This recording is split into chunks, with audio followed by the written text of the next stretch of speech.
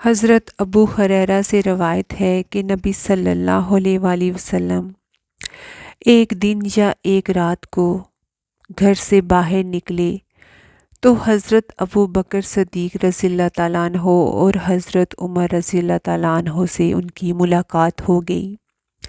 آپ صلی اللہ علیہ وآلہ وسلم نے پوچھا، تمہیں اس وقت کس چیز نے باہر نکلنے پر مجبور کیا؟ یعنی کہ تم دونوں بھی اس وقت کیوں باہر نکلے تھے؟ تو ان دونوں نے جواب دیا، بھوک کی وجہ سے اے اللہ کے رسول۔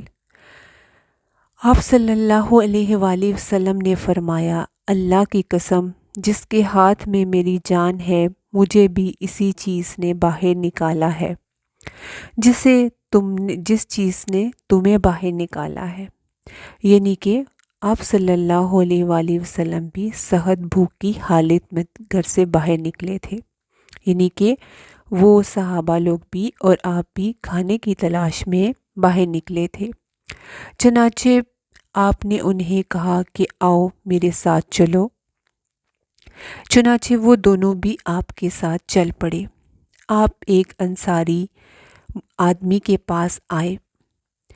اس وقت وہ گھر پر موجود نہیں تھا۔ جب اس کی بیوی نے آپ کو دیکھا تو کہا، خوش آمدید اللہ کے رسول، خوش آمدید، آئیں۔ آپ صلی اللہ علیہ وآلہ وسلم نے پوچھا کہ وہ انصاری صحابی کہاں ہے؟ اس نے جواب دیا، وہ ہمارے لیے میٹھا پانی لینے گئے ہیں۔ اتنے میں وہ انصاری آدمی بھی واپس آ گیا۔ چنانچہ اس نے نبی صلی اللہ علیہ وآلہ وسلم اور آپ کے ساتھیوں کو دیکھا اور پھر کہا، الحمدللہ، الحمدللہ، آج مجھ سے زیادہ معزز مہمانوں والا کوئی نہیں۔ پھر وہ اندر گیا اور کھجور کا ایک خوشہ لایا جس میں خشک اور تر کھجوریں موجود تھی اور کہا آپ سے کہ کھائیں، اور خود اس نے اس چھڑی کو پکڑ لی، کھڑا ہو گیا کہ آپ لوگ کھجوریں کھائیں۔ نبی صلی اللہ علیہ وآلہ وسلم نے اسے کہا، دیکھو دودھ دینے والی بکری ذبح کرنے سے بچنا۔ چنانچہ اس نے ان کے لیے ایک بکری ذبح کی۔ چنانچہ انہوں نے بکری کا گوشت کھایا اور کھجور کے خوشے سے کھجوریں کھائیں، پانی پیا اور خوب اچھے سے سیر ہوئے۔ تو نبی صلی اللہ علیہ وآلہ وسلم نے حضرت عمر اور حضرت ابو بکر صدیق رضی اللہ تعالیٰ عنہ سے فرمایا، قسم ہے اس ذات کی جس کے ہاتھ میں میری جان ہے، قیامت والے دن ان نعمتوں کے بارے میں ضرور پوچھا جائے گا۔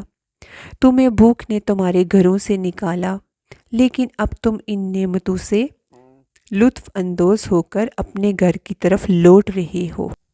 یعنی کیسے پہلے کچھ عرصہ، کچھ لمحہ تم بھوک کی حالت میں تھے اور کیسے اللہ نے تمہیں اپنی نعمتوں سے مالا مال کیا اور تم نے کھایا۔ اس میں نبی صلی اللہ علیہ وآلہ وسلم سمیت آپ کے جانثار صحابہ کی تنگ دستی کا ذکر ہمیں نظر آتا ہے، اور مسلمانوں نے جو ابتدائی دور میں اور ہجرت کے بعد کے جو مسائل ہیں جن سے وہ گزرے تھے، ہمیں وہ اس حدیث سے پتہ چلتے ہیں۔